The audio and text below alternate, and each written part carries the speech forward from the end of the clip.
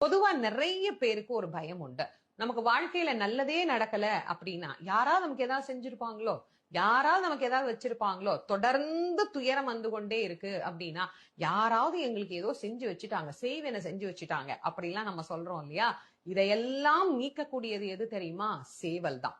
சேவல் சாதாரணமான சேவல் இல்ல. முருகப்பெருமானுக்கு கொடியாக விளங்குவதே அந்த சேவல் தான். அது மேல இருந்து கூவுதான், கொக்கரக்கோ அப்படின்னு கூவி, ஞான சூரியன் வருகிறான், எல்லோரும் எழுந்திருங்கள் அப்படின்னு நம்ம எழுப்புமா. அதனால இந்த சேவல் விருத்தத்தை பாராயணம் பண்ணினோம்னா, பில்லி, சூனியம், ஏவல், செய்வினை, எதிராளிகள் நமக்கு வைக்கக்கூடிய எந்த வகையான மாந்திரீக பிரச்சனைகளாக இருந்தாலும், அல்லது நம் மீது ஏற்படக்கூடிய திருஷ்டி, சில பேர் நம்ம மேல வைக்கக்கூடிய கண்ணு, இந்த மாதிரி பல விஷயங்களையும் போக்கி வாழ்க்கையில மகிழ்ச்சியையும் வெற்றியையும் பெற்றுத்தரக்கூடியதாக இந்த சேவல் விருத்தம் அப்படிங்கறது அமைந்திருக்கிறது. சேவல் விருத்தம் படிச்சா